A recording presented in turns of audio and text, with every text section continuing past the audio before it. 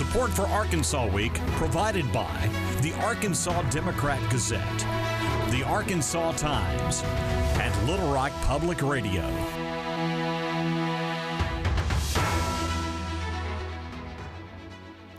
Welcome to Arkansas Week. I'm Michael Hibblen. Postpartum care is considered vital for a new mother's well-being, and a new study highlights the importance virtual appointments can play in identifying critical needs. We'll talk about that later in the program. But first, plans are coming together to celebrate several key Arkansas music pioneers. In 2024, Johnny Cash became the first musician to be represented with a statue in the U.S. Capitol. Now, the artist who created that will be sculpting busts of 20 additional people who also had significant impacts.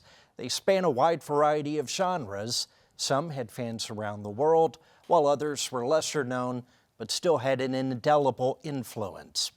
The ATG Pavilion will be built in North Little Rock's Argenta Plaza to house an exact replica of the 8-foot-tall Cash statue and busts of the other singers and musicians, or in the case of Al Bell of Stax Records, a producer, songwriter, and industry executive. Also, the hometowns of those 21 Arkansans will get exact replicas to display. Joining me to discuss this are John Gaudin, campaign chair for the project, and Kevin Kresse, the sculptor who will be creating the additional works. Thank you both for coming in. And Kevin, you have long been making statues depicting Arkansans, and before you were commissioned for the Cash statue, you made one of Lee Von Helm. You've also been working for a while on ones of Al Green's sister Rosetta Tharpe, Glenn Campbell. How does it feel for you to now have the ability to showcase all of these in one place? Well, it's incredible. I mean, I had this idea driving back from Lee Von Helm's home.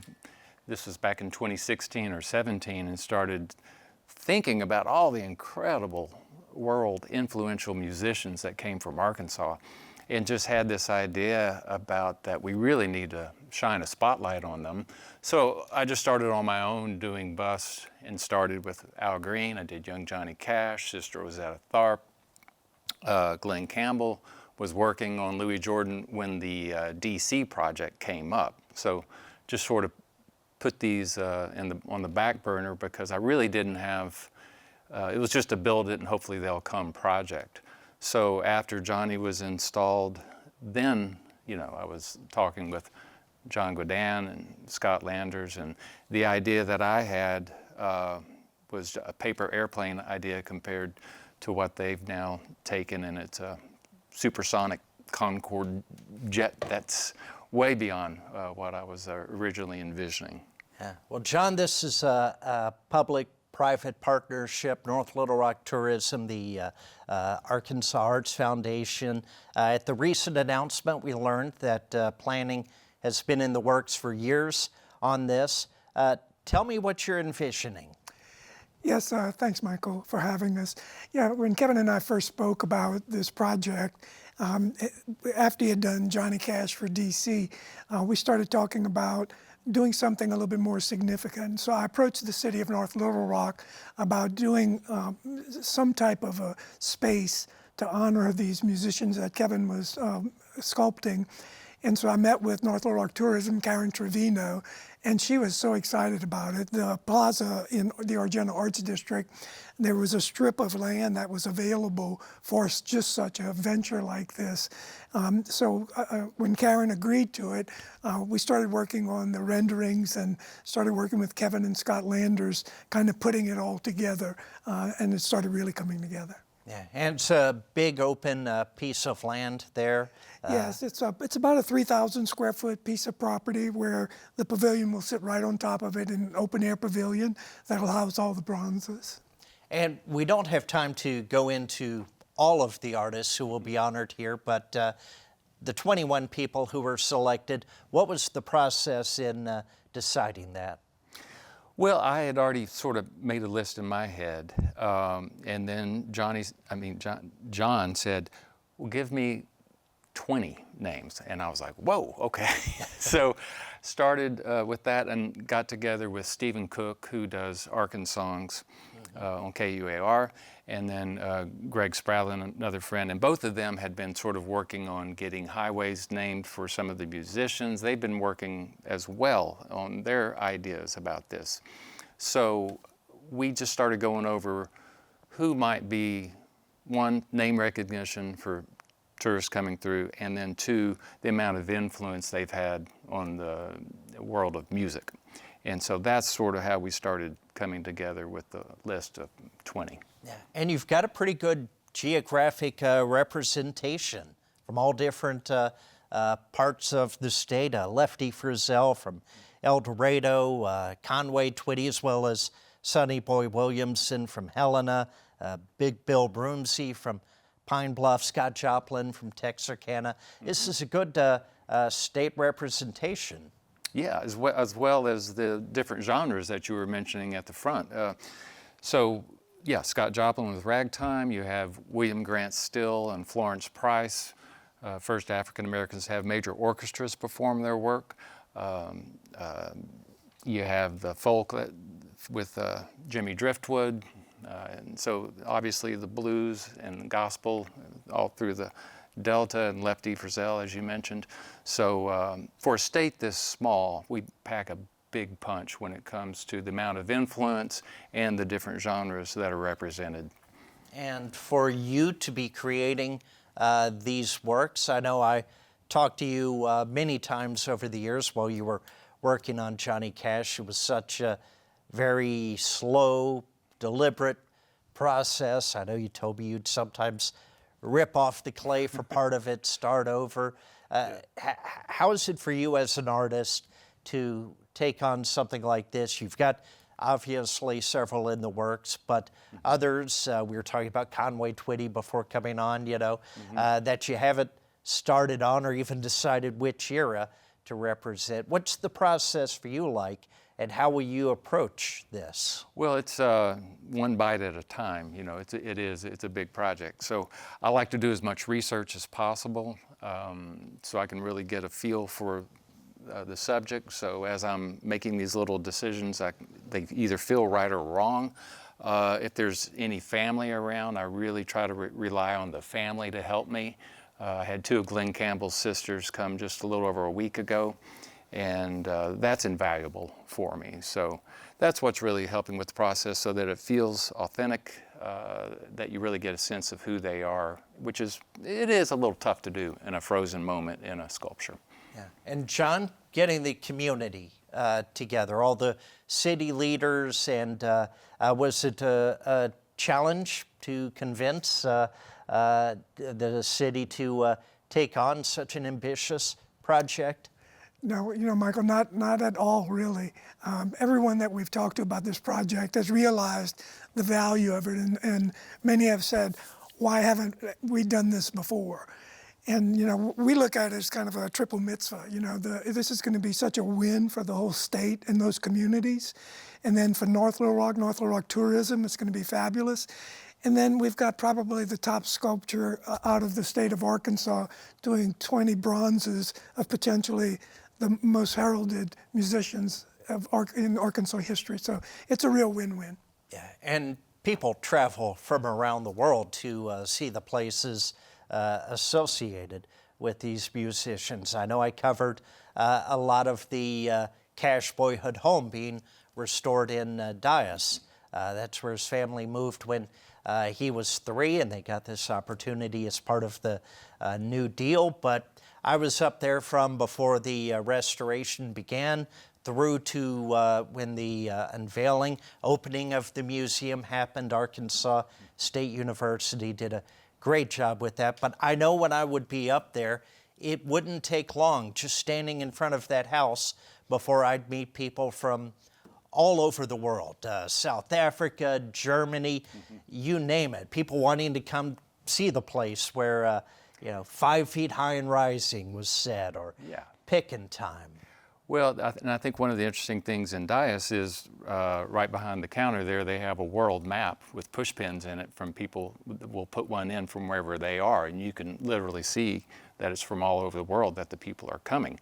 And this is one of the things I learned when I was doing Leave on Helm, was that they were saying the house was not open for tours or anything. There was really nothing there, but they would find fans from all over the world on his doorstep just to see where he grew up. Yeah. I imagine it's hoped that we'll get that kind of attention here. Absolutely. Yeah, the city's really excited about it and is really behind it 100%. Well, another key part of this that I know a lot of these communities are excited about is that you will make duplicate busts for each one of the communities. And in the case of Johnny Cash, for this project, it's Kingsland, the place he was born. But tell me about the process of how you'll work with the communities to decide where and how these busts will be placed. Yeah, part of the process is identifying who in those communities, we need to work with. Some of them are pretty easy, Fayetteville, some of the other larger communities. But when we start getting to smaller communities like where Charlie Rich is from in Colt, or Sister Rosetta Tharpe from Cotton Plant, it just makes it a little bit more complicated. But there's usually some civic group or of some kind in the smaller rural communities that we're going to be able to work with. So we're excited about that. And our initial conversations with a few of the communities, they're super excited about it. Yeah. Well, I think of Glenn Campbell's hometown, the community of Billstown. I went through there a few months ago. I had to drop off my daughter at the crack of dawn on a Sunday morning in Texarkana, and on my way back, I had been just recently listening to a podcast that talked a lot about the wrecking crew, and I thought, well, let me, I've got time to kill. Let me get off the interstate and let me drive up to Billstown. And I saw the family cemetery there where he's buried. There's a great state marker there. One unique aspect, I got out of my car. I was wandering around for a few minutes, and suddenly out of nowhere, Glenn Campbell's voice singing Amazing Grace. It gave me chills practically. I looked around, I saw a speaker in a tree and a camera, and I guess there's motion sensors. But I then drove around a little more and didn't see anything else. But I was thinking, Billstown, this would be, another great addition to celebrate that heritage. Yeah, and I think when tourists are going through, they love something like that they can take a picture with to say, look where I am. And I think that's one of these things that can really start to build upon itself, especially with social media these days. And the hope for all of this is that, North Little Rock with the ATG Pavilion will sort of be the mothership, and it spokes out all over the state, and that there will be a reciprocal energy happening with tourists. So if they come to North Little Rock and their favorite is whomever, they can go there, and vice versa. So hopefully all boats will rise. And this is scheduled to be completed in 2029. What's the process here? Are you planning to have a big grand opening with all of them, or are you going to do this a few at a time? Well, we'll start with groundbreaking, when we break ground for the pavilion itself. And then within the first year and a half, Kevin will have 6 sculptures, 6 busts, and Johnny, the full figure of Johnny Cash done. And then hopefully I'll get him to do 3 or 4 a year till we have the 20 done by 2029. Okay, what's exciting, I want to mention too, there are so many people we haven't mentioned, so any oversight here not being mentioned is not intentional or any sign of disrespect, but we've got so many people. Pharaoh Sanders, I'm excited. We just lost him, legendary jazz saxophonist who died a couple of years ago, but from North Little Rock, started playing in high school in North Little Rock, so it's great North Little Rock honoring him in this way. Yeah, we're really excited about doing Pharaoh. We did a mural of Pharaoh in North Little Rock, And while he was still alive, we reached out to him and asked him if it was okay for us to do a mural. And we had the image of it that Robin Tucker had painted. And I said, can I just email it to you? And he said, well, I don't do email, John. Can you mail it to me in California? And so I waited a couple of weeks, called him, and he says, yeah, you're good to go. And he passed away not long after that. But I wish he would still be around. I'm sure Kevin's going to do a great job with his bust. Yeah. Well, John Gaudin, campaign chair, artist Kevin Kresse, thank you both so much for coming in. Thanks for having us, Michael. Appreciate you. And we'll be right back.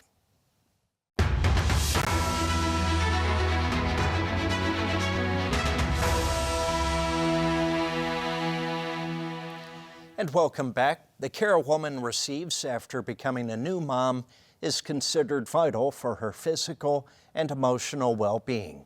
But in a rural state like Arkansas, a number of factors can make it a challenge for a woman to get the postpartum care that she needs. Researchers at the University of Arkansas for Medical Sciences are delving into ways to address this. A new study published in the American Journal of Obstetrics and Gynecology Global Report looks at some of the things being done in the state. Joining me to discuss this is Dr. Paul McElfish, and thank you so much for coming by. Thank you. It's an honor to be here and talk about this incredibly important topic.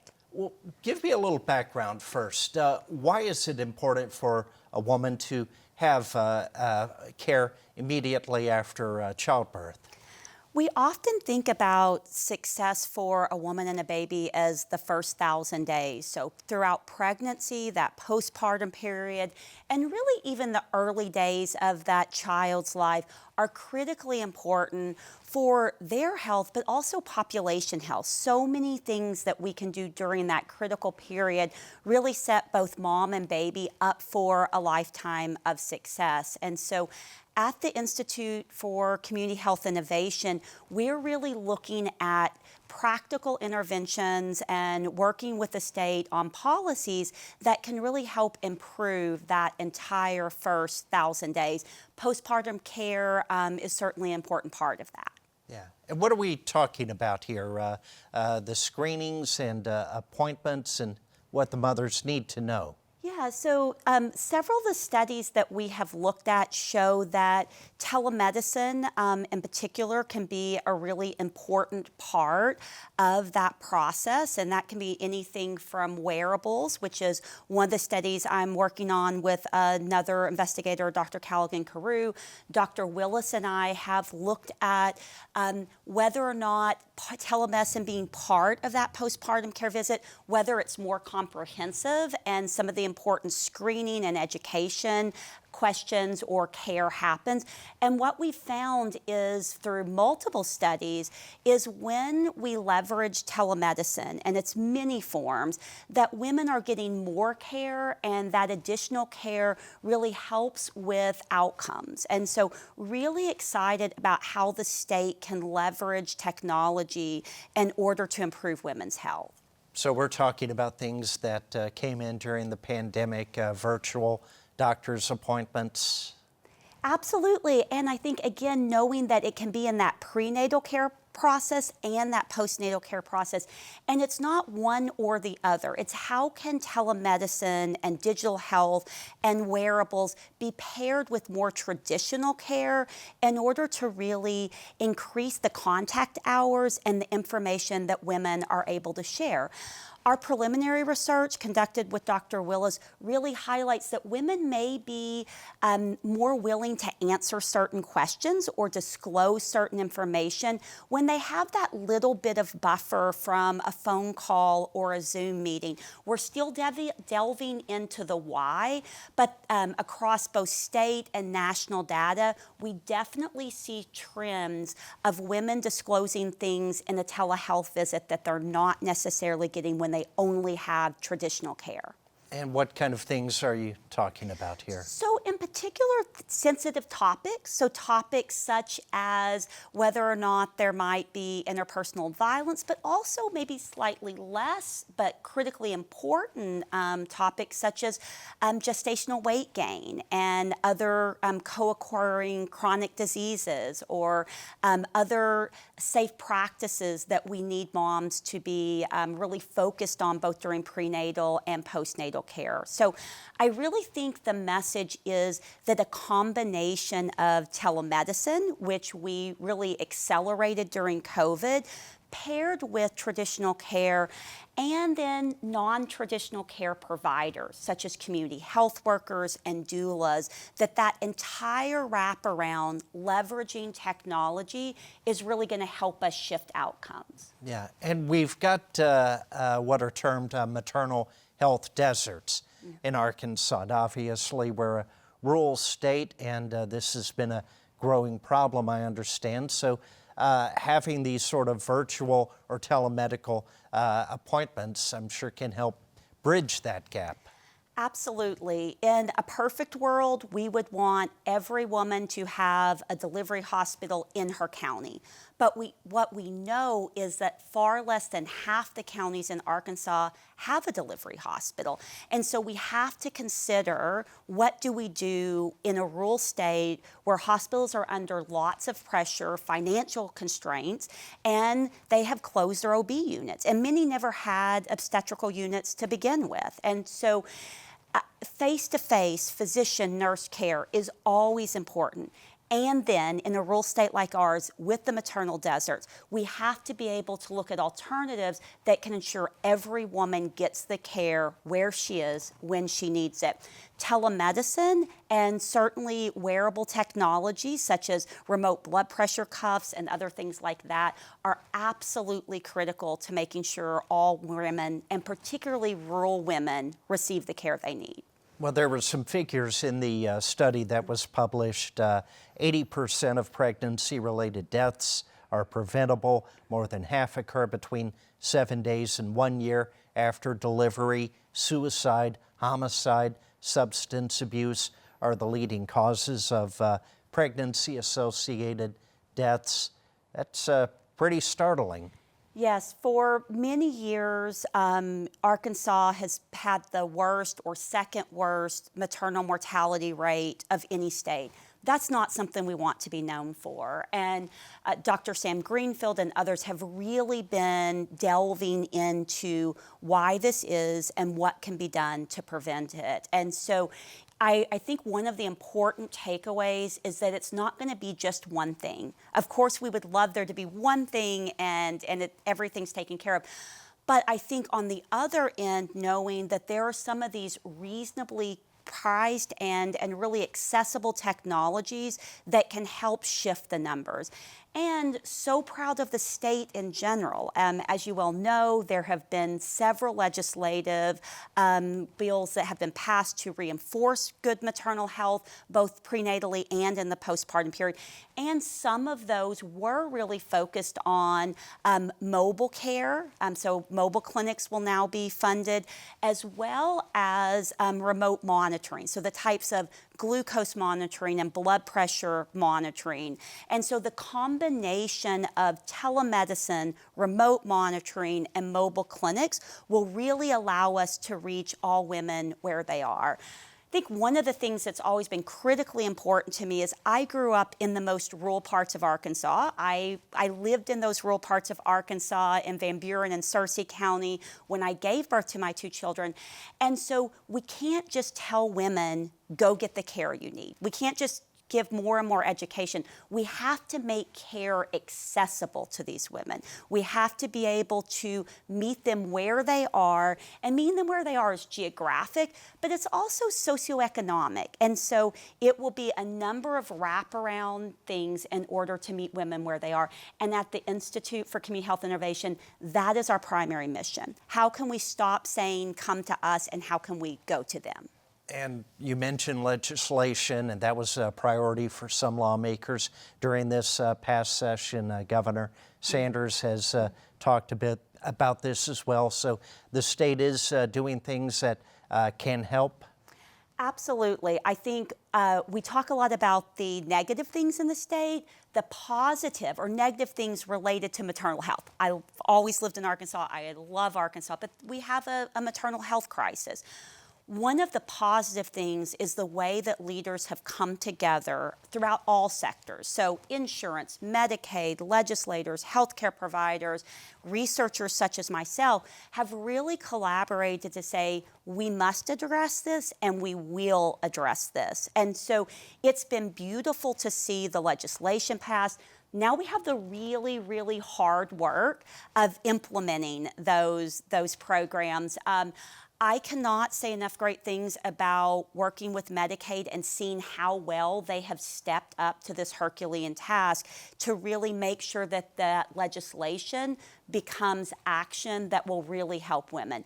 I think one of the best things I've seen is the presumptive Medicaid, and that has already been implemented. So that means a woman can go see the physician or the nurse practitioner even before her Medicaid application has been approved. Dr. Pearl McElfish, thank you so much for coming on to talk about this. Thank you. And I'm Michael Hibblen. Thanks for joining us.